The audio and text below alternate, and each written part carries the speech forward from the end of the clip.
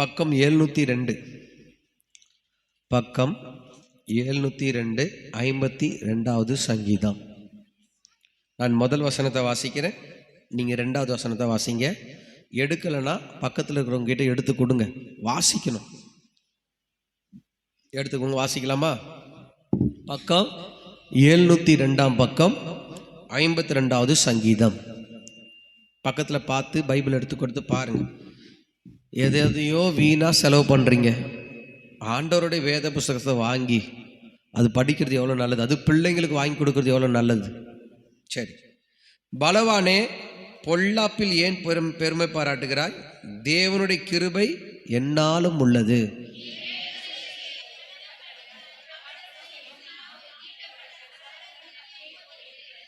நன்மையை பார்க்கிலும் தீமையும், யதார்த்தம் பேசுகிறதை பார்க்கிலும் பொய்யையும் விரும்புகிறாய். தேவன் உன்னை என்றென்றைக்கும் இராதபடி அழித்து போடுவார். அவர் உன்னை பிடித்து உன் வாசஸ்தலத்தில் பிடுங்கி நீ ஜீவனுள்ள தேசத்தில் இராதபடி உன்னை நிர்மூலமாக்குவார். இதோ தேவன் தன் பலனாக எண்ணாமல் தன் செல்வ பெருக்கை நம்பி தன் தீவினையிலே பலத்து கொண்ட மனுஷன் இவன்தான் என்பார்கள்.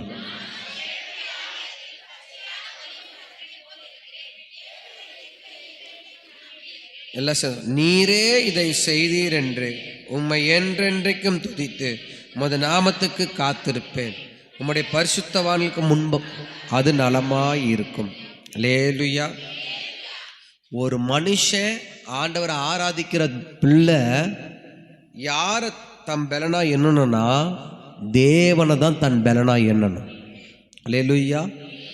தன் தேவனை தன் பலனாக எண்ணாம தன் பணத்தை நம்பி தன் செல்வத்தை நம்பி எல்லாத்தையும் நம்பி இருக்க மனுஷன் அவன் ஒன்றும் இல்லாமல் போய்விடுவான். அப்போ நம்முடைய பலனோ நம்முடைய செல்வமோ நம்முடைய பொருளோ நம்முடைய ஆசையும் யாரா இருக்கணும்னா நம்ம ஆராதிக்கிற கர்த்தராகிய தேவன் மட்டும்தான் இருக்க வேண்டும். அல்லேலூயா. ஆமென். நானோ தேவனுடைய ஆலயத்தில் பச்சையான ஒலிவு மரத்தை போல இருக்கிறேன். தேவனுடைய கிருபை. நீ ஆலயத்தில் எப்படி இருக்கணும்னா பச்சையான ஒளி, காஞ்சி போனதல்ல, பலன் கொடுக்காததல்ல, பச்சையான ஒலிவு மரத்தை போல் நீ இருக்கணும். ஏன்னா ஒலிவு மரத்துக்கு கீழே தான் ஆண்டவர் அடிக்கடிக்கு போய் ஜெபம் பண்ணான்னு பைபிளில் பார்க்குறோம். எங்கே போய் ஜெபம் பண்ணார்?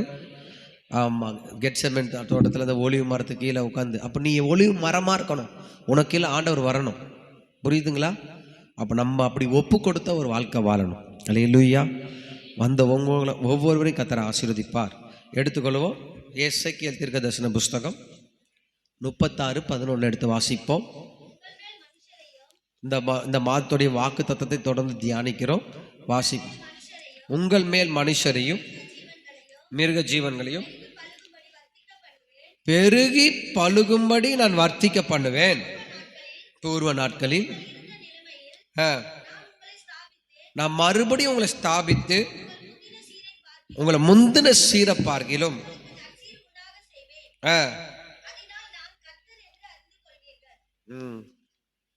அல்லேலூயா.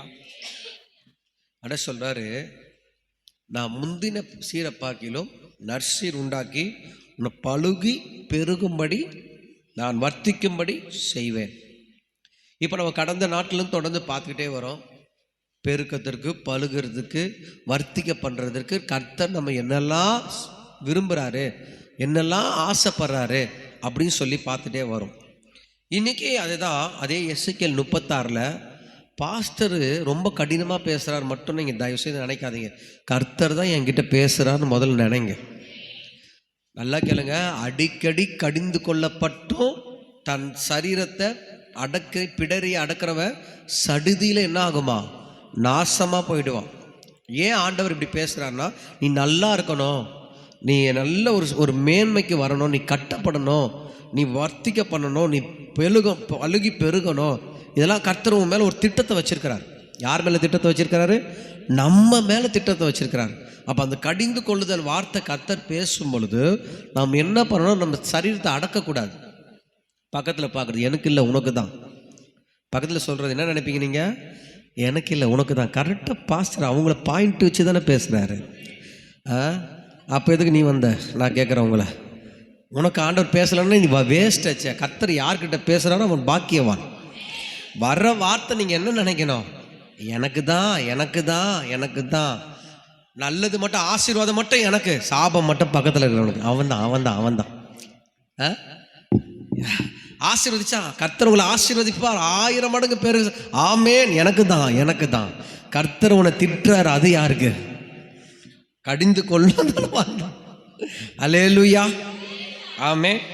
இப்போ 24 வாசிக்க போறோம். ஏமா அதே தான் 36 24.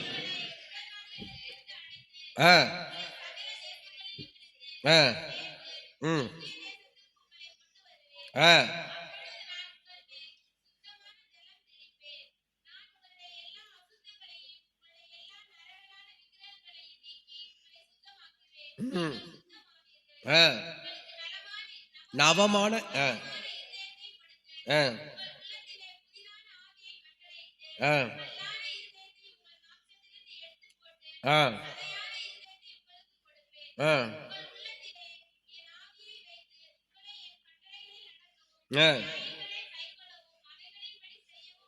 பண்ணுவேன்.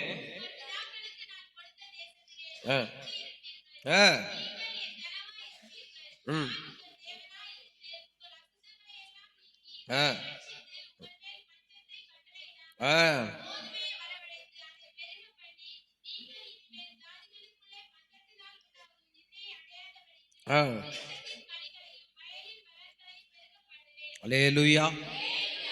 இப்போ ஆண்டவர் சொல்றார், நான் உங்கள் அசுத்தங்களை எல்லாம் நீக்கி உங்களை ரட்சித்து உங்கள் மேல் பஞ்சத்தை கட்டளையிடாம கோதுமையை வரவழைத்து அதை பருக. இப்ப அசுத்தத்தை நீக்கி ஆண்டவர் என்ன சொன்னாரு? உன்னை ஆசீர்வதிப்பேன். புரியுதா நான் சொல்றது உங்களுக்கு? இப்போ ஒரு மனுஷன் ஆசீர்வதிக்கணும்னா நமக்குள்ள என்ன இருக்கக்கூடாது? என்ன இருக்கக்கூடாது? இப்போ நீ அசுத்தமா இருப்பீங்கன்னா, நம்ம அசுத்தமா முளையான சேற்றில் நம்ம அப்படியே வாழ்ந்துகிட்டே இருப்போம்னா ஆசீர்வாதம் வருமா பஞ்சம் வருமா? நான் சொல்றது உங்களுக்கு புரியுதா? இப்போ அசுத்தத்தை நீக்கினாதான் நான் உன்னை ஆசீர்வதிப்பேன்னு சொல்ற ஆண்டவர், நான் அசுத்தத்தில் தான் இருப்பேன், நான் சேத்துல தான் இருப்பேன், எனக்கு ஆசீர்வாதமே வேணாம், நான் இப்படியே வாழ்ந்துட்டு போறேன் அப்படின்னு நீங்க நினைக்கிறீங்களா? இல்லை ஆசீர்வாதமா இருக்கணும்னு நீங்க நினைக்கிறீங்களா? அல்லேலூயா. சத்தமா எல்லாரும் என்ன நினைப்போம்? அப்ப எல்லாரும் ஆசீர்வாதமா இருக்கணும்னு நினைக்கிற நம்ம எப்படி வாழணும்? அசுத்தத்திற்கு விலகி வாழணும். அல்லேலூயா. நான் சொல்றதை புரிஞ்சுக்குங்க, நான் சொல்றது தயவு செய்து புரிஞ்சுக்குங்க. ஏன் என் ஆசீர்வாதம் வரல, ஏன் என் பெருக்கம் வரல, ஏன் எதுவுமே நடக்கலைன்னா ஒன்று தான் காரணம். நான் இன்னும் அந்த உளையான அசுத்தத்துக்குள்ளே தான் நான் வாழ்ந்துட்டு இருக்கேன். இன்னும் அந்த பாவ சேத்துல தான் நான் இன்னும் இருக்கிறேன். நான் எப்போ அந்த பாவ சேத்துலேருந்து வெளியே வரணும், அதுக்கப்புறம் நான் தேவனுடைய பெருக்கத்தை காண்கிறவனாய் மாறிவிடுவேன். தேவன் என்னை ஆசீர்வதிக்கிறவராய் மாற்றிவிடும். அதுதான் ஆண்டவர் சொல்றாரு, நான் உங்கள் இருதயத்தில் கல்லான இந்த இருதயத்தை எடுத்து சதையான இருதயத்தை பொறுத்த விரும்புகிறேன். ஆனால் நீங்களோ நம்மளும் நம்ம இருதயத்தை என்ன பண்ணுறோம்? அசுத்தத்திற்கு இடம் கொடுக்குறோம். நான் சொல்கிறது உங்களுக்கு புரியுதா? இப்போது உதாரணத்துக்கு ஒரே ஒரு சம்பவத்தை நான் உங்களுக்கு காண்பிக்கிறேன், உங்களுக்கு புரிஞ்சிடும். இதுலேயே உங்களுக்கு புரிஞ்சிடும். 2 சாமுவேல் புஸ்தகம் 11ஆம் அதிகாரம் 25 27 பக்கம் 398. 398ஆம் பக்கம், 2 சாமுவேல் 11ஆம் அதிகாரம். அழகா வாசிங்க, வாசிமா. அப்பொழுது தாவீது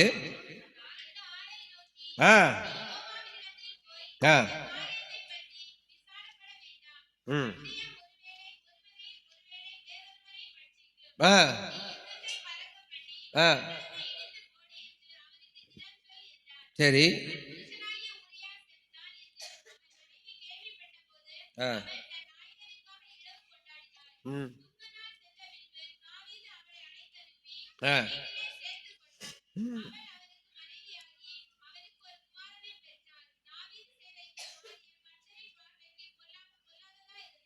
தாவீது செஞ்ச இந்த காரியம் ஆண்டவருடைய பார்வைக்கு என்னவா இருக்கு? நல்லா புரிஞ்சுக்குங்க, நல்லா தெரிஞ்சுக்குங்க.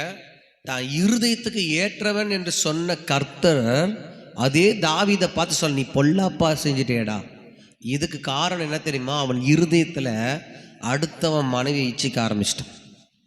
அப்போ தன்னுடைய இருதயத்தை அவன் என்ன பண்ணல, எல்லா காவலோடு என்ன பண்ணணும், இருதயத்தை காத்துக்கொள்ளணும்னு சொன்ன வசனத்தை மறந்து தான் ஆசைப்படுறதை இச்சிக்க ஆரம்பிச்சிட்டான். இதுக்காக அவன் என்ன தெரியுமா செஞ்சிட்டான்? ஒரு உத்தமனை கொலையை பண்ணிட்டான். யாரை கொலை பண்ணிட்டான்? ஒரு உத்தமனை கொலை பண்ணிட்டான். யாருக்கு? தாவீதுக்கு ரொம்ப உண்மையாக இருந்தான். தாவீதுக்கு ரொம்ப அவன் எப்படின்னா நேர்மையாக இருந்தான். தாவீதுக்கு ஊரியா எப்படி இருந்தான்னா சரியாக இருந்தான். அவன் சொல்கிறதெல்லாம் செய்கிறவனாக இருந்தான். ஆனால் தாவீது அவனுடைய மனைவியை ஆசைப்பட்டதுனால அந்த மனுஷனையே கொலைகாரனாக மாற்றிட்டான். அப்போது ஒரு ஆசீர்வாதத்துக்கும் ஒரு மேன்மைக்கும் தேவனை விட்டு பிரிக்கிறதுக்கு காரணம் என்ன தெரியுமா? நம்முடைய இருதயத்தை கல்லாக மாற்றுறது தான் காரணம். நான் சொல்கிறது புரியுதா? சில பேர் இருதயம் கல்லாக மாறிடும், பார்த்துருக்கீங்களா? சில பேர் இருதயம் எப்படி தெரியுமா இருக்கும்? பாறாங்கல்ல போல் தான் செய்கிறது செஞ்சே ஆகணும். நான் ஆசைப்படுறது அடைஞ்சே ஆகணும். நான் ஆசைப்படுறது நான் வாங்கியே ஆகணும் அப்படின்னு ஒரு கல்லான இருதயத்தை சில பேர் தனக்குள்ளே உண்டு பண்ணிக்கிறாங்க. அப்போ ஆண்டவர் சொல்கிறார், இந்த கல்லான இருதயம் தாவீதுக்குள்ளே இருந்ததுனால கர்த்தர் பார்வையில் அவன் எப்படி இருந்தானா? பொல்லாதவனாக இருந்தான். அப்போ இன்னைக்கு கர்த்தர் நம்மோடு கூட பேசுகிற வார்த்தை, நீ உன் இருதயத்தை கடினப்படுத்தாம, உன் இருதயத்தின் யோசனையின்படி நீ நடக்காம கர்த்தரின் பார்வைக்கு நீ பிரியமாக இருப்பீங்கன்னா கர்த்தர் சொல்கிறாரு, நான் உன்னை வர்த்திக்க பண்ணுகிற தேவனாக இருப்பேன். அல்லேலூயா, அல்லேலூயா. அப்போது ஒரு பெருக்கம் உங்கள் பிள்ளைங்க வாழ்க்கையில், உங்கள் குடும்பத்தில், உங்கள் வருமானத்தில் வரணும்னா உன் இருதயத்தை கர்த்தர் எப்படி பார்க்குறாருன்னா சதையான இருதயமாய் மாற வேண்டும் என்று கர்த்தர் பார்க்குறார். சில பேர் கஷ்டப்படுறாங்க, பிள்ளைங்க, தாய் பிள்ளைங்க எல்லாம் கஷ்டப்படுறாங்க. அந்த கஷ்டப்படுறதை பார்த்து கூட என்ன பண்ண மாட்டாங்கன்னா கல் மாதிரி நிற்கிறாங்க. எப்படி இருக்கிறாங்க? கல் மாதிரி இருக்கிறாங்க. நீ தானே ஓடி போய் கல்யாணம் பண்ணிக்கிட்ட, நீ தானே இழுத்துட்டு போய் கல்யாணம் பண்ணிக்கிட்ட, நீயே நல்ல அனுபவி. அவங்க மனசு எப்படி தான் கல்லாக மாறுது, அவங்க மனசு எப்படி தான் இப்படி ஆகுதுன்னு தெரில. எந்த ஒரு பிள்ளையும் ஊரில் இருக்கிறவங்களுக்கெல்லாம் என்ன பண்ணுறாங்க? ஐயோ பாவம் என்ன பார்க்குறாங்க?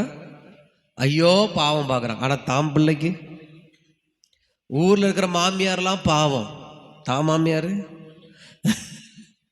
ஊரில் இருக்கிற புருஷன்லாம் பாவம், உங்கள் வீட்டுக்காரு. இல்லை, நான் என்ன சொல்கிறேன்னா, ஊரில் இருக்கிற மனைவியெல்லாம் பாரு, அவன் மனைவி நல்லவன். உனக்கு தெரியுமா அவன் மனைவி நல்லவனு? வெளியே வேணா காட்டலாம், உனக்கு கர்த்தர் கொடுத்த மனைவி தான் நல்லவன். அல்லேலூயா. நான் ஒரு நாள் சொல்கிறேன், நீ கல்லா மாறி உன் மனைவி என்னெல்லாம் கொடுமை பண்ணுறியோ, இனி என்னெல்லாம் வேதனைப்படுத்துறியோ, ஒரு நாள் அதுக்கு நீ அனுபவிச்சு தான் ஆகணும். ஏன்? அவங்கள ஒரு மனுஷன் தெரியலையா உனக்கு? இல்லை அவங்க மிஷினா? இல்லை நான் கேட்குறேன், துணி துவச்சி போகிற மிஷினா? இல்லை இல்லை, நான் ஓப்பனாக தான் உங்ககிட்ட ஃப்ரீயாக பேசுகிறேன். அவங்களுக்கும் சதை தான், அவங்களுக்கும் ரத்தம் தான், அவங்களுக்கும் எலும்பு தான், அவங்களும் மனுஷன்தான். நான் சொல்கிறது உங்களுக்கு புரியுதா?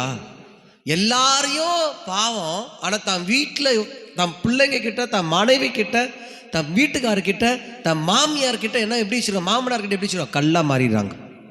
அது எப்படி ஊரெல்லாம் பாவம் பார்க்குறீங்க, தன் சொந்த குடும்பத்தை மட்டும் கல்லாக இருதயத்தை மாற்றிக்கிறீங்க. அவங்க சாப்பிட்டா எனக்கு என்ன, சாப்பிட்லன்னா எனக்கு என்ன? ஐயோ பக்கத்து வீட்டு அவங்க மட்டும், ஐயோ அந்த அம்மா பாவம் சாப்பிடல, இதோ நான் ஒரு பிடி சோறு செஞ்சு எடுத்துகிட்டு போய் கொடுக்குறேன். முதல்ல உன் வீட்டில் சோறு செஞ்சு கொடு, முதல்ல உன் வீட்டை நீ கவனிச்சுப்பார். நீ எப்போ இந்த கல்லான இருதயத்தை நீ உடைக்கிறையோ அப்போ தான் தேவன் உன் குடும்பத்தை பெருக பண்ணுகிற தேவனாக மாறுவார். அப்போ தான் உங்கள் பிள்ளைகளை கர்த்தர் வர்த்திக்க பண்ணுகிற தேவனாக மாறுவார். இதோ கர்த்தர் உன் இருதயத்தை பார்க்கிற தேவனாக இருக்கிறார். அல்லேலூயா. நீ நினைக்கலாம், அவங்களுக்கு எனக்கு ரொம்ப கொடுமை பண்ணுறாங்க, பண்ணட்டும். இப்போ என்ன கொடுமை பண்ணால் என்ன ஆக போகிற? நீ எவ்வளோ சகிக்கிறியோ உன் சந்ததி அவ்வளோ ஆசீர்வாதமாக மாறும். அல்லேலூயா. நான் சொல்றது உங்களுக்கு புரியுதா? யாரையும் குத்தி காட்ட சொல்லலை. ஆண்டவர் தான் பேசுகிறார். நான் வர்த்திக்க பண்ணும்படியாகவும், நான் பெருகும்படியாகவும், நான் ஆசீர்வதிக்கப்படும்படியாகவும் நான் எப்படி இருக்கணும்னு கர்த்தர் விரும்புகிறார்னா, சதையான இருதயத்தை பொருந்தினவனாய், இயேசு கிறிஸ்து எப்படி ஒரு இருதயம் உள்ளவராய் இருந்தாரோ அதே இருதயம் உள்ளவனாய் நீ மாற வேண்டும். அல்லேலூயா, ஆமென், ஆமென். அப்போ நான் இன்னைக்கு சொல்கிறேன், உன் இருதயம் எப்படி இருக்குதுன்னு நீ நிதானித்து பாருங்க. உங்கள் இருதயத்தை நீங்கள் தான் என்ன பண்ணணும்? பார்க்கணும். சரியா இருக்கா? சரியா இருக்கிறனா? இல்லை கண்டதை என் இருதயத்தில் இருக்கா, கண்டதை என் இருதயத்தில் ஓடிட்டு இருக்கா? அதெல்லாம் நீங்கள் தான் என்ன பண்ணணும்? யோசித்து பார்த்து அந்த கல்லான இருதயத்தை நீ எடுத்து போட்டு கர்த்தருக்கு விட்டு கொடுத்தா அவர் சதையான இருதயத்தை உனக்குள்ள பொருத்தி மேன்மை உண்டாக கர்த்தர் வல்லமை உள்ளவராக இருப்பார். அல்லேலூயா. ஒரு மனுஷன் இந்த கல்லான இருதயத்தை அவனுக்குள்ள இருந்ததுனால ஒரு பெரிய பதவியை இழந்து போனான் தெரியுமா? ஒரு பெரிய போஸ்டிங்கை இழந்து போயிட்டான். நான் உங்களுக்கு வேதத்தில் எடுத்து காட்டுறேன், எடுத்துக்கொள்ளுங்க. வேதத்தில் எடுத்துக்கொள்ளுங்க. 2 ராஜாக்கள் புஸ்தகம் 4ஆம் அதிகாரம் 32ஆம் வசனத்தை வாசிங்க. பக்கம் 473. எலிசா வீட்டுக்குள் வந்தபோது அந்த பிள்ளை கட்டில் மேல செத்து கிடந்துட்டான்.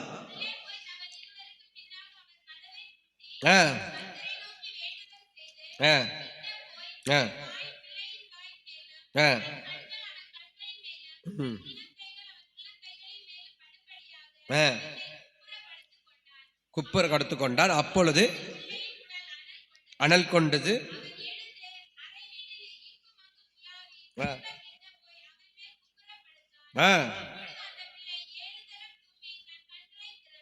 ஏழு தர அந்த பிள்ளை தும்பி தன் கண்கள் என்ன பண்ணான்?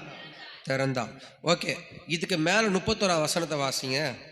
கேயாசி அவர்களுக்கு முன்னே போய் அந்த தடியை பிள்ளையின் முகத்தின் மேல் வைத்தான். ஆனாலும் சத்தம் இல்லை, உணர்ச்சியும் இல்லை.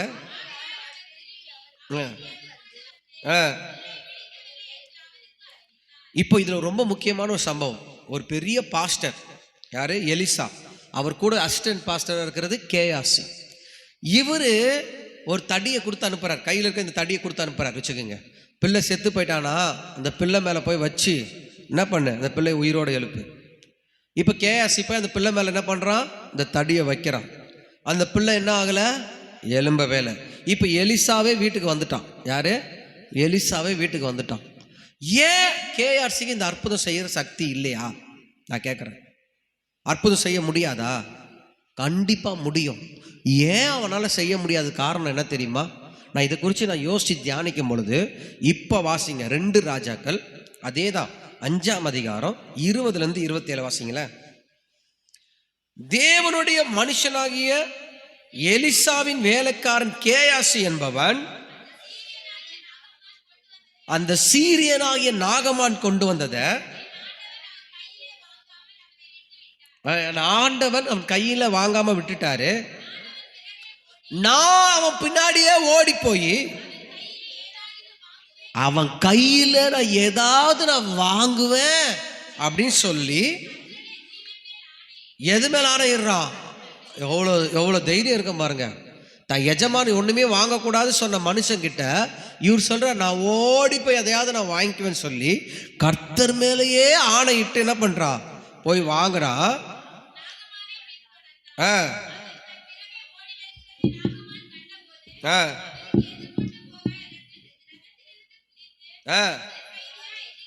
அந்த மனுஷக்கு ராஜா கேட்கிறான், சுக செய்தியா என்று கேட்கிறான்.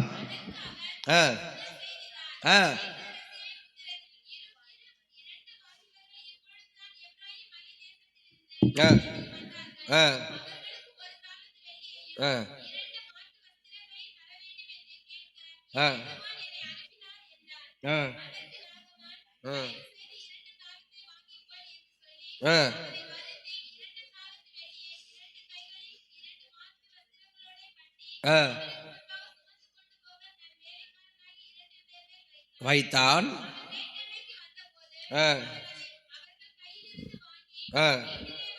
ம் அனுப்பிட்டு போயிட்டாங்க. ஆ ஆ கேஆர்சியே நீ எங்கேருந்து வந்தன்னு சொல்லி எலிசா கேட்கும்போது,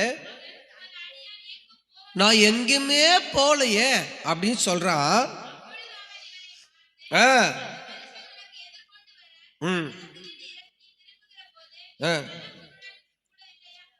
என் மனம் உன்னோட கூட சொல்லவில்லையா, நீ பணத்தை வாங்கும் பொழுது வஸ்திரத்தையும் ஆடு மாடுகளையும் இது காலமா, ஆகையால்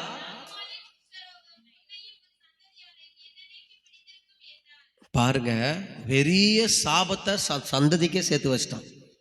இதுக்கு காரணம் என்ன தெரியுமா? கவனமா கேளுங்க. இதுக்கு காரணம் என்ன? அவன் இருதயத்தில் இருந்த பொருளாசையும் அவனுக்குள்ள இந்த பொய்யான தன்மையும் தான். இவன் எப்படின்னா, எலியாக்கு அப்புறம் எலிசா, எலிசாக்கு அப்புறம் கேயாசி தான் வரணும். எலியா மேல இருந்த 2 மடங்கு அபிஷேகம் எலிசா மேல வந்தது. இப்போ எலிசா மேலுக்கு 2 மேல அபிஷேகம், இவன் மேல 4 மடங்கா வர வேண்டியது. எத்தனை மடங்கு வரணும்? 4 மடங்கு அபிஷேகம் வர வேண்டிய மனுஷன் இப்ப எப்படியா போயிட்டா? அவன் மட்டும் குஷ்டரோகம் இல்லைங்க, உன் சந்ததியே குஷ்டரோகமா மாறு. என்ன சொல்றாங்க? உன் சந்ததி பரம்பரை எத்தனையோ அவன் பிள்ளை இருக்கு, அவன் பிள்ளை கல்யாணம் பண்ணி கொடுத்தா அந்த பிள்ளை குஷ்டரோகம் மாறும், அவன் கல்யாணம் பண்ணி கொடுத்தா அது குஷ்டரோகமா மாறும். இதுக்கு காரணம் என்னன்னா, அவன் இருதயம் பொருள் ஆசை மேல வாஞ்சியா இருந்ததுனால தான். என்ன வாஞ்சியா இருந்ததுதான்? எங்க ஒரு பிள்ளை செத்து போயிடுச்சு, உயிரோடு எழுப்ப போறாரு எலிசா. கூட தான் இவன் இருக்கிறான். யார் கூட இருக்கா? எலிசா கூட தான். கேஆசிப் கூட போறான், அந்த வீட்டுக்குள்ள போறான். இந்த பிள்ளையை எலிசா உயிரோடு எழுப்பும் போது அவன் பார்க்குறான். எவ்வளோ பவருங்க ஒரு பிள்ளை, செத்து போன பிள்ளை உயிரோடு எழுப்புறது. அவன் என்ன ஆசைப்பட்டிருக்கணும்னா, எனக்கு இந்த பவர் வேணும், எனக்கு இந்த வல்லமை வேணும், எனக்கு இந்த வரம் வேணும்னு ஆசைப்படணும். ஆனால் அவன் என்ன ஆசைப்பட்டான் தெரியுமா? பொருள் வேணும், வெள்ளி வேணும், ட்ரெஸ்ஸு வேணும், தங்கம் வேணும். இதுதான் அவன் ஆசையாக இருந்ததுனால கடைசியில் என்ன ஆயிடுச்சுன்னா, அவன் குஷ்டரோகம் இவனை பிடிச்சிச்சு. ஏன்னா கர்த்தருடைய பிள்ளைங்களோட இருதயத்துக்குள்ள தேவனை பார்க்கணும்னு ஒரு ஆசை இருந்தா, தேவன் அவன் தேவைகளை சந்திக்க வல்லமை உள்ளவராக இருப்பார். உன் ஆசையெல்லாம் எங்கே தெரியுமா இருக்கணும்? அந்த சீயோனை நோக்கி இருக்கணும். உன் ஆசையெல்லாம் யார் மேலே தெரியுமா இருக்கணும்? அந்த கர்த்தராகிய மணவாளனாகிய இயேசு மேலே இருக்கணும். உன் ஆசையெல்லாம் எங்கே தெரியுமா இருக்கணும்? கல்வாரி நாயகர் எனக்காக மரித்தா, என் ஆசை நாயகர் இயேசு மேலே இருக்கணும். அல்லேலூயா. இவன் ஆசை என்ன ஆயிடுச்சு தெரியுமா? அவனையே கொன்று போட்டுச்சு. நீதிமொழியில் சொல்கிறமே, ஒரு மனுஷனுடைய ஆசை அவனை என்ன பண்ணுமா? கொன்னே போட்டுரும். அப்போ நான் இன்னைக்கு ஆண்டோட பிள்ளைய, எத்தனை பேர் இருதயத்துக்குள்ள கல்லான ஒரு இருதயத்தை இருக்கிறீங்களோ, இன்னைக்கு கர்த்தர் உங்ககிட்ட பேசுகிறார். நீ கல்லான இருதயத்தோடு நீ வாழ்கிற வரைக்கும் தேவனுடைய பெருக்கத்தையும் தேவனுடைய நன்மையும் நீ பார்க்க மாட்டாய். அல்லேலூயா, அல்லேலூயா, ஆமென். எனக்கு பிடிச்சவங்களுக்கு தான் நான் வாரி கொடுப்பேன், எனக்கு பிடிச்சவங்களுக்கு தான் நான் செய்வேன், என் பிடிச்சவங்களுக்கு தான் பணம் அனுப்புவேன், என் பிடிச்சவங்களுக்கு தான் நான் தூக்கி வச்சு ஆடுவேன். இதெல்லாம் என்னத்துக்கு அர்த்தம் தெரியுமா? உன் இருதயம் கல்லான இருதயமாக மாறி இருக்கு. இன்னைக்கு கர்த்தர் தான் உங்க கூட பேசுகிறார். ஆண்டவருடைய பிள்ளைய, இன்னைக்கு தேவன் தான் உன்னோட கூட இடைப்படுகிறார். உன் கல்லான இருதயத்தை நீ உடைக்க இன்னைக்கு ஒப்பு கொடுத்தால், தேவனுடைய இருதயத்தை போல் நீ ஆக்க ஒப்பு கொடுத்தால், உன்னை பெருக்கவே பெருக பண்ணுகிற ஆண்டவர் உனக்கு மகிமையான காரியங்களை செய்வேன் என்று கர்த்தர் வாக்கு கொடுக்கிறார். கர்த்தர் உனக்கு செய்வேன் என்று வாக்கு கொடுக்கிறார். இவன் எப்படி இருக்க வேண்டிய மனுஷன் தெரியுமா? ஒரு வல்லமையாய் செயல்பட வேண்டிய மனுஷன், அவன் சந்ததியே குஷ்டரோகியாக மாற்றிச்சு. இன்னைக்கு சொல்கிறேன், கர்த்தருடைய சமூகத்திலேருந்து சொல்கிறேன், உன்னுடைய இருதயத்தை நீ ஆராய்ந்து பார். உன் இருதயத்தை நீ ஆராய்ஞ்சு பார். நீ எது மேலே ஆசை? உன் மேலே அன்பு கூறுகிறல, உன் வீட்டில் தான் நான் சொல்கிறேன். ஆண்டவருடைய பிள்ளைய, உன் மனைவியாக இருக்கலாம், உன் பிள்ளையாக இருக்கலாம், உங்களை நேசிக்கிறாங்க, உங்கள் மேலே அன்பாக இருக்கிறாங்க. அவங்களுடைய அன்பு உனக்கு அசட்டையாக தெரியுதா? அப்போது வெளியே இருக்கிறவங்க அன்பு உனக்கு இன்பமாக தெரியுதா? நான் கேட்குறேன். வெளியே இருக்கிற மனுஷனுடைய அன்பு உனக்கு இன்பமாக தெரியுது, ஆனால் உங்களை நேசித்து உங்களுக்கு பார்த்து பார்த்து செய்கிறவங்களுடைய அன்பு உங்களுக்கு எப்படி இருக்கு? கசப்பாக இருக்கா? அப்போ உன் இருதயம் எந்த நிலைமையில் இருக்கு? உன்னுடைய இருதயம் எப்படி இருக்கு? உன் இருதயம் எப்படி இருக்கு? நான் இன்னைக்கு சொல்கிறேன், கண்ட சகோதரன், கண்ட மனைவி, உன்னுடைய நேச மனைவி மேலே, உன் நேச பிள்ளை மேலே, உன்னுடைய சொந்தம் மேலே நீ அன்பு கூறலன்னா காணாத தேவன் நீ எப்படி நேசிப்ப? கர்த்தரையே பார்க்கல, ஆண்டவரையே பார்க்கல, அவர் எப்படி நீ நேசிப்பீங்க? நான் கேட்குறேன் உங்களை. பைபிள் தெளிவாக தானே சொல்லுது. ஒரு நாளாவது உன் மனைவி உன் பிள்ளைகிட்ட அன்பாக பேசியிருப்பியா? இல்லை உங்கள் மாமியார்கிட்ட அன்பாக நீ பேசியிருப்பியா? மாமியார் சேர்த்து கொடுத்தா மட்டும் ஸ்தோத்திரம், கர்த்தர் கொடுத்தாரு. மாமனார் கொடுத்தா மட்டும் ஸ்தோத்திரம் இல்லை. பணம் கொடுத்தாதான் அன்பு இல்லைங்க. பணம் இல்லைனாலும் உண்மையாக நீ நேசிக்கிறவதான் ஆண்டவருடைய பிள்ளை. அல்லேலூயா, அல்லேலூயா. உனக்கு விரோதமாக 1000 தீங்கு பண்ணால் கூட நீ தீமைக்கு தீமை செய்யக்கூடாதுன்னு கர்த்தர் சொல்லி கொடுத்துருக்கிறார். தீமைக்கு நன்மை செய்து பார், அந்த நன்மையான பலனை நீ பெற்றுக்கொள்ளுவாய். அந்த நன்மையான ஆசீர்வாதத்தை கர்த்தர் உனக்கு தருவார். அல்லேலூயா. எனக்கு கெட்டது பண்ணிட்டாங்க, நான் பதிலுக்கு பதில் செய்வேன்னு சொல்லாத. அது தேவனுடைய குணம் அல்ல, அது தேவனுடைய சுவாபம் அல்ல. கர்த்தர் இன்னைக்கு உன்னோடு கூட தான் பேசுகிறார். நீ எத்தனை ஆசீர்வதிக்கப்பட வேண்டிய பிள்ளை தெரியுமா? நீ எத்தனை வருஷமாக ஆண்டவருடைய ஆராதிக்கிற பிள்ளை தெரியுமா? நீ எப்படி ஆண்டவரை பிடிச்சிருக்கிற பிள்ளை தெரியுமா? இன்னைக்கு நீ ஆசீர்வாதமாவா இருக்க? இன்னைக்கு நீ ஆசீர்வாதமாவா வாழ்ற? ஏன் இந்த ஆசீர்வாதத்துக்கு தடை காரணம் தெரியுமா? உன் இருதயம் கல்லாய் போனதுனால. அல்லேலூயா. இன்னைக்கு கர்த்தர் உன்னோடு கூட இடைப்படுறார். மகனே, மகளே, இன்னைக்கு அந்த கல்லான இருதயத்தை உடைக்க ஒப்புக்கொடு. இதோ கர்த்தருடைய கரம் இப்பொழுது உன்னை தொடட்டும். இதோ கர்த்தருடைய பிரசன்னம் உன்னை இப்பொழுது நிரப்பட்டும். நீ அர்ப்பணித்து ஒப்பு கொடுக்கும் பொழுது உன் கல்லான இருதயம் உடைக்கப்பட்டு கர்த்தர் சதையான அன்பான இருதயத்தை உனக்கு பொருத்துவாராக. மகளே, நீ ஒப்புக்கொடு. இதோ கர்த்தருடைய மகிமை இறங்கட்டும். இதோ கர்த்தருடைய வல்லமை இறங்கட்டும். கர்த்தருடைய மகிமையான கரம் உன் கல்லான இருதயம் உடைக்கப்படுவதாக.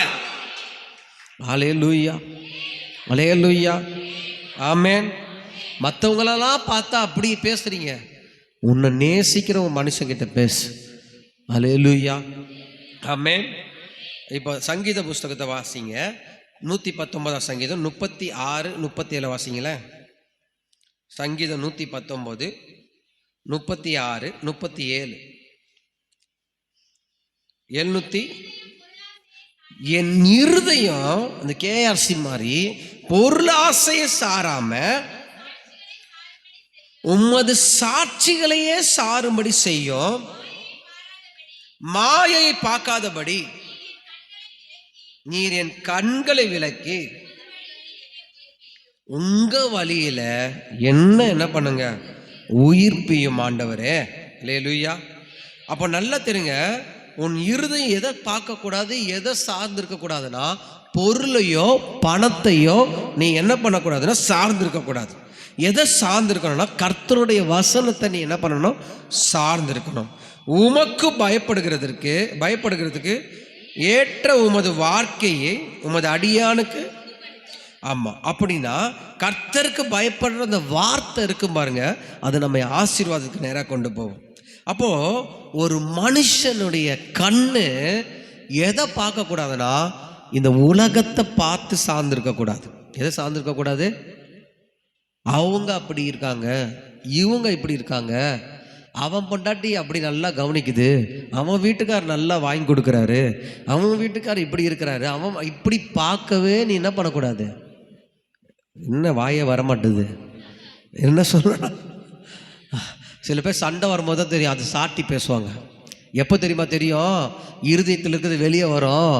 அந்த சண்டைன்னு ஒன்று வரும் பாருங்க, சண்டைன்னு வரும் பாருங்க, அப்போ வரும் வாயிலேருந்து வெளியே வார்த்தை பயங்கரமாக வரும். நான் என்ன தெரியுமா சொல்ல வரேன், நீ எதையும் பார்க்காத, பக்கத்து வீட்டை பார்க்காத, எதிர்த்த வீட்டை பார்க்காத, மற்ற உலகத்தால் மனுஷனையும் பார்க்காத, முக்கியமாக இந்த டிவி சீரியலை பார்க்காத. இதுதாங்க எல்லாமே என்ன பண்ணுதுன்னா கல்லான இருதயம் நிறைய வந்துடுதுங்க, கள்ள தொடர்பு வந்துடுது. இதை பார்த்து தான் கள்ளத்தனமானதெல்லாம் வந்துடுது. நான் சொல்கிறது உங்களுக்கு புரியுது? தப்பாக நினைக்காதீங்க. ஏன்னா இந்த இதுவெல்லாம் கல்லான இருதயம்தான். கள்ள காரியெல்லாம் எதில் இருக்குது? கல்லான இருதயத்தில் தான் இருக்குது. இந்த கல்லான இருதயம் உடைக்கணும்னா உன் கண்களை கர்த்தருடைய வசனத்துக்கு நேராக திருப்ப வேண்டும். அல்லேலூயா. ஆமென். நல்ல அழகான சொல்ல, மாயை பாராதபடி நீர் என் கண்களை விலக்கி உமது வழிகளிலே என்னை உயிர்ப்பியும். அப்போ நம்ம பார்க்கறது எல்லாம் எது என்னது இல்லைன்னா நிரந்தரம் இல்லை. நீங்கள் பார்க்குறீங்க பாருங்க, அது எல்லாம் என்ன இல்லை, உனக்கு நிரந்தரம் யாரு? உன் குடும்பம், உன் பிள்ளைங்க, அதுதான் உனக்கு சொந்தம். பக்கத்து வீட்டு அவர் தான் என் அப்பானா, அவர் வந்து டே சொத்துக்கு பங்கு கேட்க அப்பா நான் உரிமை கொண்டாடுறேன்னு கேட்க மாட்டார். அவர் மாயே எல்லாம் அவங்க தான் என் அம்மானா. ஏண்டா வீடு இருக்குன்னு சொல்லி அம்மானா வர, சொத்து இருக்குன்னு. இப்போ கல்லான ஒரு தன்மையெல்லாம் என்ன பண்ணணும்? மாயையெல்லாம் மாறணும். கர்த்தரை மட்டும்தான் நீ நோக்கணும். அல்லேலூயா, அல்லேலூயா. அப்போ கர்த்தருடைய பிள்ளைகளை ஆண்டவர் உன்னை ஆசீர்வதிக்கவும் வர்த்திக்கவும் உங்களை முந்தின சீரை பார்க்கலாம் இனி வர நாட்கள் நற்சீர் பெருக பண்ணும்படியா கர்த்தர் உங்கள் மேலே நினைவு இருக்கிறார்னா, நான் எப்படி இருக்க வேண்டுமென்னா கல்லான இருதயத்தை உடைக்கப்பட ஒப்பு கொடுக்கும் பொழுது தான் கர்த்தருடைய வர்த்திக்க பண்ணுகிற செயலை நான் பார்க்க முடியும். கர்த்தருடைய வர்த்திக்க பண்ணுகிற செயலை நான் பார்க்க முடியும். கர்த்தர் உன்னோடு கூட இடைப்படுகிறார். இன்றைக்கே நீ சிந்தித்து யோசிச்சு பார். தேவனுடைய வார்த்தைக்கு செவி கொடுத்து பார். அல்லேலூயா, ஆமென். இன்னும் எவ்வளவு நாள் இப்படி வாழ போற? இன்னும் எவ்வளவு நாள் இப்படியே இருக்க போற? கர்த்தருடைய நித்திய மகிழ்ச்சி உனக்கு வேண்டாமா? கர்த்தருடைய ஆசீர்வாதம் உனக்கு வேண்டாமா? கர்த்தருடைய செயல்களை நீ பார்க்க வேண்டாமா? அற்புதத்தை ருசிக்க வேண்டாமா? இன்னைக்கு நீ ஒப்பு கொடுக்க மாட்டாயா? அப்ப ஆண்டவரோட கூட இடைப்படுறாரல்ல. இன்னும் கசப்பு, வெறுப்பு, கோபம், இன்னும் ஒரு இன்னும் எக்ஸ்ட்ரீம்னா யாருன்னா சொல்லி கொடுத்தா அது வேற யோசிச்சு வந்து பேசுறது, பிளான் போடுறது. ஆமா ஆமா, கர்த்தருடைய கோபத்துக்கு நீ ஆளாயிடுவேன். அல்லேலூயா. மூணாவது மனுஷன் சொல்லி கொடுத்தது நீ செஞ்ச தேவனுடைய கோபத்துக்கு. அல்லேலூயா. நிறைய நியூஸ்ல அப்படித்தானங்க வருது. அவன் சொல்லி கொடுத்து இவன் இப்படி பண்ணிட்டான், இவன் சொல்லி கொடுத்த அவன் அப்படி பண்ணிட்டான், நகையெல்லாம் தூக்கிட்டு ஓடிட்டா. எல்லாம் என்னது? கல்லான இருதயம். அல்லேலூயா. இன்னைக்கு அப்படி ஒரு இருதயம் ஆண்டவருடைய பிள்ளைங்களுக்குள்ள இருக்கா? அப்படி ஒரு யோசனை உனக்குள்ள வருதா? வந்திருந்தா கர்த்தர் உன்னை எச்சரித்து பேசுறார். கர்த்தர் உன்னை எச்சரித்து உனக்கு திட்டமா சொல்றாரு, இன்றைக்கே நீ மனம் திரும்பி விடு, இன்றைக்கே நீ மனம் திரும்பி விடு. இன்னைக்கு இந்த நிமிஷம் இந்த சத்தத்தை கேட்கிற இந்த நொடியே நீ கர்த்தருக்கென்று உன்னை ஒப்பு கொடுத்துடு. நீ ஒப்பு கொடுக்கப்பட்ட பிள்ளையா இரு. கர்த்தருடைய ஆசீர்வாதத்தை நீ பார்ப்பாய். கர்த்தருடைய ஆசீர்வாதத்தின் மேலே நீ நிச்சயமான சொல்ல நீ அனுபவிப்பாய். மார்க்கு சுவிசேஷ புஸ்தகம் 7ஆம் அதிகாரம் 20லேருந்து 24 எடுத்து வாசிங்க. பக்கம் 58ஆம் பக்கம்.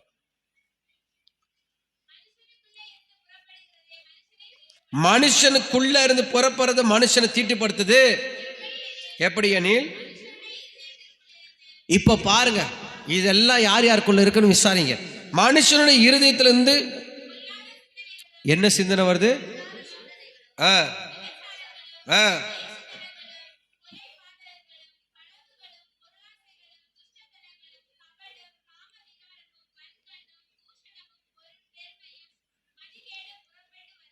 சரி, உன்னோட இருதயத்தில் எத்தனை கல் வச்சு நீ செவரு கட்டியிருக்கியோ பார்த்துக்கோங்க.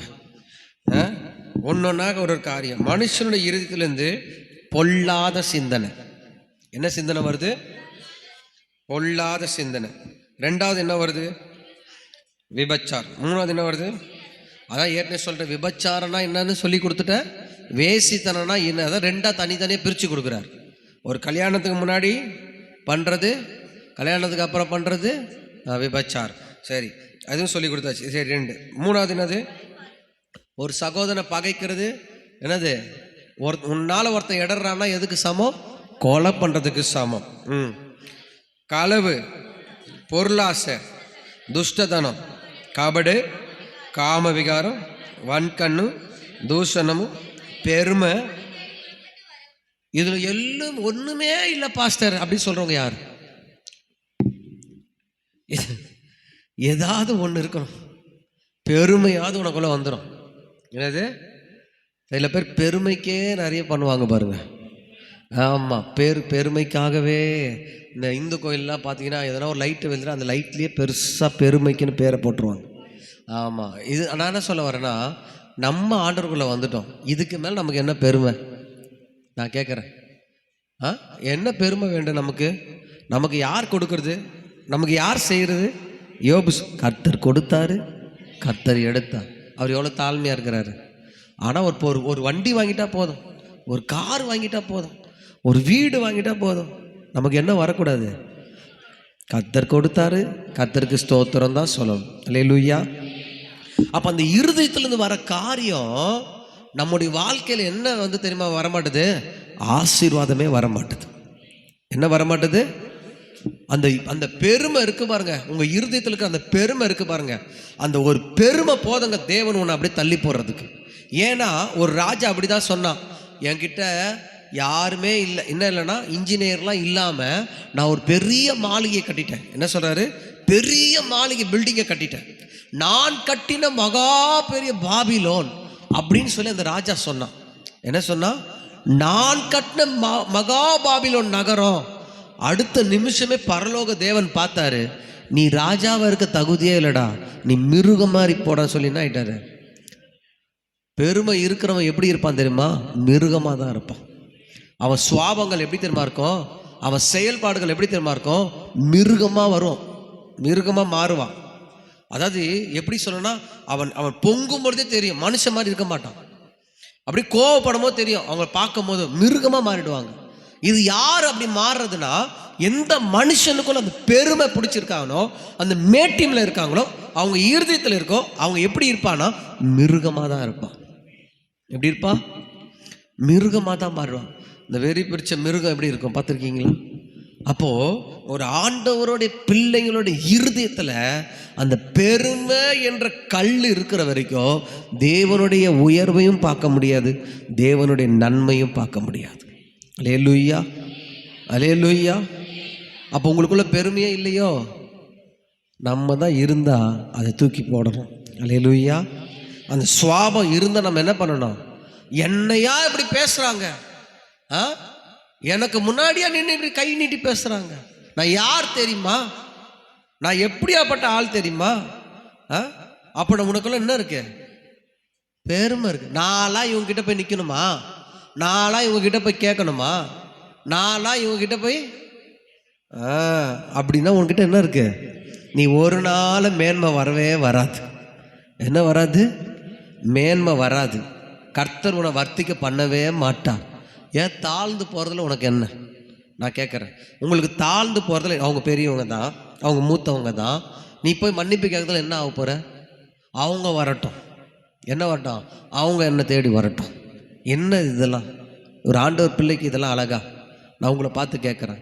அப்போ கர்த்தருடைய பிள்ளைங்களே, நம்முடைய இருதயத்தில் இருக்கிற அந்த பெருமை என்ற ஒரு பெரிய அந்த கல், அது சின்ன கல்லாக இருக்கலாம், அந்த சின்ன கல் கூட என்ன பண்ணணும்னா தேவனுடைய பெருக்கத்தை நமக்கு தடுக்க ஆரம்பிச்சிடும். அல்லேலூயா, அல்லேலூயா, ஆமென்.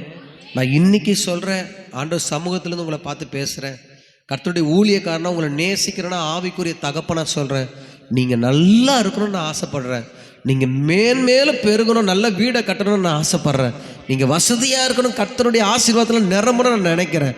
ஆனால் நமக்குள்ள உங்களுக்குள்ள என்ன வேணும்னு கர்த்தர் விரும்புகிறான்னா, தாழ்மையாக இருக்க கற்றுக்கும். எனக்கு கர்த்தர் சொல்ல, தாழ்மையுள்ளவனுக்கு தான் நான் கிருபை தருவேன், என் கிருபை தான் அவனை மேன்மைப்படுத்தும், என் கிருபை தான் அவனை வாழ வைக்கும், என் கிருபை ஒன்றே அவனுக்கு போதுமானது, என் கிருபையினால் அவன் நிலை நீக்க பண்ணுவான், என் கிருபையினால் அவனை நல்ல உன்னதத்துக்கு ஏற வைப்பேன். அந்த கிருபையை பெற்றுக்கொள்ள வேண்டும் மகளே, பெற்றுக்கொள்ள வேண்டும். நான் என்ன சொல்கிறேன், எவ்வளோ நாள் நீங்கள் வாழ போகிறீங்க? இன்னைக்கே இப்படி கேட்குற இந்த நேரமே இந்த பூமி ரெண்டாக பழக்குது, இந்த இடம் என்ன பண்ணுவீங்க? ஐயோ, நான் எனக்கு வீடு இருக்குது, சொத்து இருக்குது, கார் இருக்குது, எதுவுமே அனுபவிக்கலைன்னா பூமி மூடிடுமா? பொழந்தது தான், உள்ளே போகிறது தான். அதில் என்னங்க பெருமை? நீ அப்படி ஒருத்தர் மேலே கசப்போடு வைராக்கியத்தோடு இப்படி செத்து போயிட்டீங்கன்னா எங்கே தேவனுடைய ராஜ்யத்தில் போய் நீ நிற்பீங்க? நான் கேட்குறேன். அப்போ கர்த்தருடைய பிள்ளைகளை உனக்குள்ள என்ன இருக்கணும்? தாழ்மை மாதிரி இல்லை, உண்மையான தாழ்மை. சில பேர் தாழ்மை மாதிரி நடிப்பாங்க, தோத்துறோம் தோத்துறோம் தோத்துறோம் தோத்துறோம், விட்டா காலையே பிடிச்சிடும், தோத்துறோம் அப்படியே தாழ்மை தாழ்மை. ஆனால் வெளியே போனவனு தான் தெரியும் அவன் தாழ்மை என்னன்னு. ஆமாம், பயங்கரமா அம்மா சொல்கிறாங்க, பயங்கரமா. இங்கே இருக்கும்போது தான் ஸ்தோத்திரம், வெளியே போனால் ஆத்திரம், எங்கே போய் இது முடியாம தெரில. அல்லேலூயா. அப்போ கர்த்தருடைய பிள்ளைங்க வாழ்க்கையில் எப்படி இருக்கணும்? எப்படி இருக்கணும்? அந்த பெருமை என்ற ஒரு கல் உங்களுக்குள்ளே இருக்கிற வரைக்கும் பெரிய ஆசீர்வாதத்தை என்ன பண்ணும்? கெடுத்து போகணும். அந்த கல்லை நீ உடைச்சாதான் விசுவாசம் உனக்குள்ளே வரும். நான் அல்ல, கர்த்தர் தான். நான் அல்ல, இயேசு கிறிஸ்து ஒருவர் தான். இந்த தங்கம்லாம் எடுக்கிறாங்களே, எப்படி எடுக்கிறாங்க? பேங்க்கில் போய் தான் எடுப்பாங்க, போட்டு வச்சா தான் எடுப்பாங்க. வேறு யாருன்னா எடுத்த ஒன்று தூக்கி உள்ள வச்சுருவாங்க. ஐயா, ஒரு பொருள், ஒரு தங்கத்தை எடுக்கிறதுக்கு முன்னாடி அது எங்கே இருக்குன்னா சுரங்கமாகி மலை ஃபுல்லாக எப்படி இருக்கும்? கல் அந்த மலைக்குள்ளே தான் இருந்து என்ன பண்ணுவாங்க? குடஞ்சி போய் தான் என்ன பண்ணுவாங்க? அது எத்தனோடு எடுப்பாங்க? இவ்வளோண்டு எடுக்கிறதுக்கு அவ்வளோ பிரயாசப்படுவாங்க. அவன் போயிட்டு வர்றதுக்குள்ளே அவனுடைய நிலைமை எப்படி தெரியுமா இருக்கும்? அந்த பாறை மாதிரியே மாறிடுவான், கல் மாதிரியே மாறிடுவான். ஏன் அந்த தங்கத்தை அவ்வளோ உள்ளேருந்து எடுக்கிறான்னா, அந்த கல் உடைச்சாதான், அந்த பாறை உடைச்சாதான் தங்கம் கிடைக்கும். அது கிடைச்சவொன்னே அதோட மதிப்பு எப்படி இருக்கு? அது மாதிரி தான் உன் இருதயத்தை பாறையை கல்லை விலையேற பெற்ற விசுவாசம் என தங்கம் உனக்குள்ள இருக்கு, கர்த்தர் வச்சிருக்கிறாரு. நீ உடைக்காத வரைக்கும் அந்த விசுவாசம் எப்படி வரும்? எப்படி நீ ஆசீர்வதிக்கப்படுவீங்க? நான் கேட்குறேன், எப்படி ஆசீர்வதிக்கப்படுவீங்க? அது உடைக்கணும். கல்லான இருதயம் என்ன பண்ணணும்? உடைக்கப்படணும். நீ எவ்வளோ உடைக்கப்படுறியோ அவ்வளோ கர்த்தர் மேலே விசுவாசம் உனக்கு வந்துடும். அல்லேலூயா, அல்லேலூயா, ஆமென். சில பேர் வீட்டையும் நினைக்கிறது இல்லை, குடும்பத்தையும் நினைக்கிறது இல்லை. அவன் இஷ்டம்தான், அவன் விருப்பம்தான், அவங்க விருப்பம்தான். யார் எப்படி போனானா நான் சந்தோஷமாக இருக்கணும். இதெல்லாம் என்ன தெரியுமா? பாறாங்களோட பெரிய பாறாங்கல். இது என்னைக்கு தான் கர்த்தர் உடைப்பார்? ஆண்டவர் தான் உடைக்கணும். அல்லேலூயா, அல்லேலூயா. அப்போ கர்த்தருடைய சமூகத்திலேருந்து நான் உனக்கு ஆசீர்வதிக்க விரும்புகிறேன். நான் உங்களோட கூட நான் நிச்சயமாக சொல்கிறேன், நீங்கள் கர்த்தர் உங்களை ஆசீர்வாதத்தை நீ பெற்றுக்கொள்ளணும்னு நான் நினைக்கிறேன். உன்னுடைய கல்லான இருதயம் உடைக்கப்பட்டு தான் ஆகணும். கர்த்தரிடத்தில் வந்தால் கர்த்தர் உன்னை உடைப்பார். கர்த்தர் சில மனுஷனை பிரிப்பார், சில உறவுகளை வெட்டுவார். ஏன் தெரியுமா? நீ சதையான இருதயத்தை பொருந்துற வரைக்கும் கர்த்தர் உன்னை விடவே மாட்டான். அல்லேலூயா, அல்லேலூயா. நீங்கள் பைபிளில் அப்போஸ்தலனாகிய பவுலை பார்த்தீங்கன்னா பயங்கரமாக வைராக்கியம் பிடிச்சவர். அவர் எப்படியா பண்ணவர்? வைராக்கியம் பிடிச்சவர், தான் மதத்து மேலே வைராக்கியம் பிடிச்சவர். அவர் கல்லா இருதயத்தை மாற்றிட்டு சபைக்குள்ளே போய் எல்லாரையும் வெட்டுவார், எல்லாரையும் அடிப்பார், எல்லாரும் உதைப்பார். அப்போது கர்த்தர் அவரை சந்திக்கிறாரு. அப்போஸ்தலர் 9ஆம் அதிகாரத்தில் 1லேருந்து பார்த்தீங்கன்னா தெரியும். நான் சொல்லிடுறேன், நேரம் இல்லை, இதோட முடிக்கிறேன். நேரம் முடிஞ்சதுனால முடிக்கிறேன். கவனமாக நான் சொல்கிறத மட்டும் கேளுங்க. அவன் ஒரு நேரம் சபையை அடித்து உடைக்கிறதுக்கு புறப்படும் போது கர்த்தர் மதியானத்தில் என்ன பண்ணார்? நீதியின் சூரியனா வெளிச்சத்தில் கர்த்தர் பவுலோடு பேசினார். அந்த பேசின அந்த நேரத்தில் அவன் என்ன தெரியுமா ஆயிடுச்சு? அவனோட இருதயம் உடைக்கப்பட்டுச்சு. அவன் ஒன்றே ஒன்று சொல்கிறான், சொல்லும் கர்த்தாவே, சொல்லும் கர்த்தாவே, நான் கேட்குறேன், உங்கள் சித்தத்தை நான் செய்கிறேன். இயேசு உன்னை சந்திச்சிருக்கிறாரு, இயேசு உன்னை ரட்சித்திருக்கிறாரு. இன்னும் உன் இருதயம் உடைக்கப்படாமல் கல்லாக இருக்குன்னா நம்முடைய வாழ்க்கையில் ஒரு மேன்மையும் பார்க்க முடியாது. எத்தனை பேர் ஒப்பு கொடுக்க போகிறீங்க? எல்லாரும் கண்களை மூடி ஒப்பு கொடுப்போம். ஷபாரியாத்துரா, முடிஞ்ச முழங்கால் கூட போடுங்க.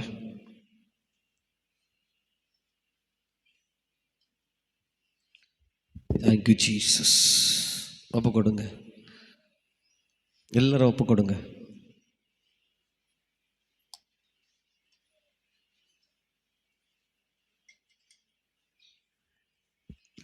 ஷபாரியாத்துராபா கத்துராபா ஷபா. யோசிச்சு பாருங்க, என் இருதயம் கல்லான இருதயமாக இருக்கா? சார், என் இருதயம் சதையான இருதயமாக இருக்கா? யோசிச்சு பாரு மகளே. நீ இன்னும் யோசிக்கமா